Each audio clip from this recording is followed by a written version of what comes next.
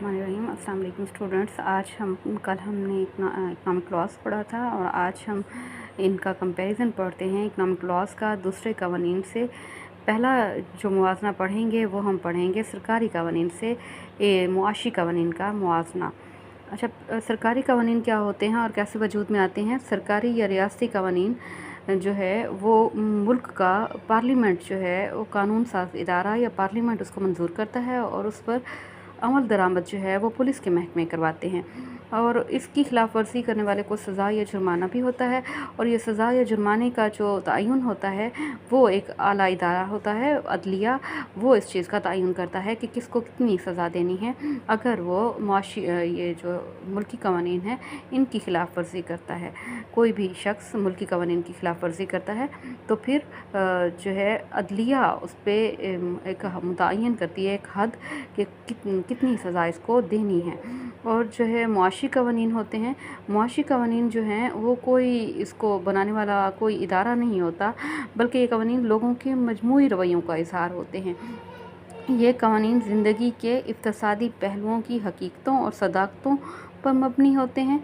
इक़्तिसादी पहलुओं की हकीकतों और सदाकतों पर मबनी होते हैं। इन कवानीन की खिलाफ वर्जी करना कोई जुर्म नहीं होता और ना ही इसकी कोई सज़ा होती है।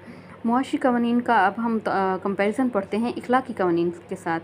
इखलाकी कवानीन क्या होते हैं? मतलब जैसे हम मुआशरे में रहते हैं और मुआशरे की लोगों की फ़लाह व बहबूद के लिए हम जो है ख़ुद से तयन कर लेते हैं कि मुआशरे में फ़लाह व बहबूद इस तरह होगी कि जी अगर हम झूठ ना बोलें, ग़ीबत ना करें, हमसाए को तंग ना करें, एक दूसरे से हमदर्दी करें, एक दूसरे के साथ अफ़ो दरगुज़र से काम लें, तो ये जो है इखलाकियात में ये शामिल हैं। ये सारी चीज़ें जो है भाईचारा, एसार वगैरह। अब इखलाकियात के पेश नज़र ये जो इखलाकियात हैं ये इसको मुआशरा तरतीब देता है और ये या फिर मज़हब की तरफ से लगाई गई पाबंदियाँ इखलाकी कवानीन की बुनियाद बनती हैं। लोग इन कवानीन की पाबंदी इसलिए भी करते हैं कि खिलाफ वर्जी करने वालों को मुआशरे में बुरी निगाह से देखा जाता है। कौन से कवानीन की पाबंदी करते हैं और क्यों करते हैं? इखलाकी कवानीन की पाबंदी करते हैं क्योंकि अगर वो पाबंदी ना करें तो मुआशरे में उनको बुरी निगाह से देखा जाता है और लोग उनको अच्छा नहीं समझते। फिर कुछ लोग जो इन कवानीन की पाबंदी करते हैं वो अपने मज़हब का एहतराम करते हुए भी जो है इखलाकी कवानीन की पाबंदी करते हैं। लेकिन जो मुआशी कवानीन होते हैं, मुआशी कवानीन और इखलाकी कवानीन में फ़र्क क्या है?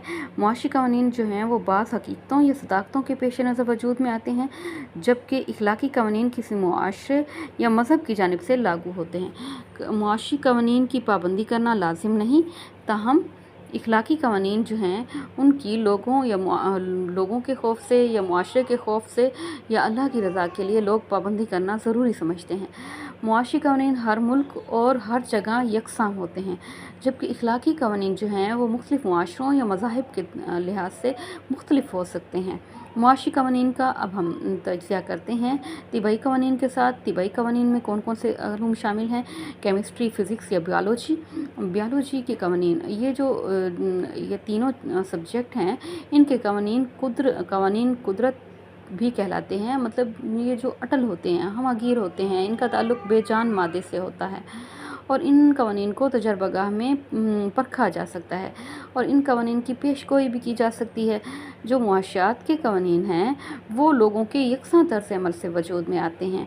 ये इंसानों के रवैये होते हैं, इसलिए ये कवानीन जो है ये जामे, अटल और हमगीर नहीं होते और ना ही इन कवानीन की चूँकि ज़हनी कैफ़ियत से ताल्लुक़ होता है, इसलिए इनकी पेशगोई भी नहीं की जा सकती। अलबत्ता जो है दीगर समाजी उलूम हैं, इनकी निस्बत मुआशी कवानीन में ज़्यादा यकीनियत पाई जाती है। इनको दीगर जो सब्जेक्ट हैं जैसे बहुत से और सब्जेक्ट, उनकी निस्बत इन कवानीन को झुठलाया नहीं जा सकता। और सब्जेक्ट कौन से हैं? सियासत और इमरानियात की निस्बत ये ज़्यादा यकीनी होते हैं। तिबाई उलूम की तरह ये कवानीन असबाब और नताइज में एक रिश्ता कायम करते हैं। अब असबाब और नताइज में रिश्ता कैसे कायम करते हैं? मिसाल के तौर पर अगर हम कहते हैं कि कानून रसद की रूह से जब कीमत कम होती है तो रसद कम हो जाती है, यानी जब भी प्राइस कम होती है तो उसकी सप्लाई भी किसी भी चीज़ की सप्लाई भी मार्केट में कम हो जाती है और कीमत जब बढ़ती है तो सप्लाई भी बढ़ जाती है। गोया कीमत में तब्दीली एक सबब है रसद में तब्दीली का। और इसी तरह से अगर हम केमिस्ट्री में देखें तो हाइड्रोजन और ऑक्सीजन जो हैं वो सबब बनते हैं पानी बनने का। तो इसलिए हम नतीजा ये निकालते हैं कि अगर जो है कुछ मफ़रूज़ात को शामिल कर लिया जाए या कुछ मफ़रूज़ात पर अमल कर लिया जाए तो तिबई कवानीन भी सही साबित होते हैं। और इसी तरह से मुआशियात के कवानीन को सही साबित करने के लिए भी जो है कुछ मफ़रूज़ात पर अमल किया जाता है। अगर उन मफ़रूज़ात पर अमल कर लिया जाए तो मुआशियात के कवानीन भी सही साबित होते हैं। और अब हमारा जो नतीजा है वो हमने क्या निकाला कि मुआशियात के कवानीन तिबई कवानीन के मुशाबे होते हैं, क्योंकि ये असबाब और नताइज के दरमियान रिश्ता कायम करते हैं। ये दूसरे समाजी उलूम के निस्बत जो है ये ज़्यादा हमगीर और अटल भी होते हैं, लेकिन तिबई उलूम जो हैं फ़िज़िक्स, केमिस्ट्री और बायोलॉजी के मुकाबले में ये कम यकीनी होते हैं, लेकिन समाजी उलूम के मुकाबले में ये ज़्यादा यकीनी होते हैं।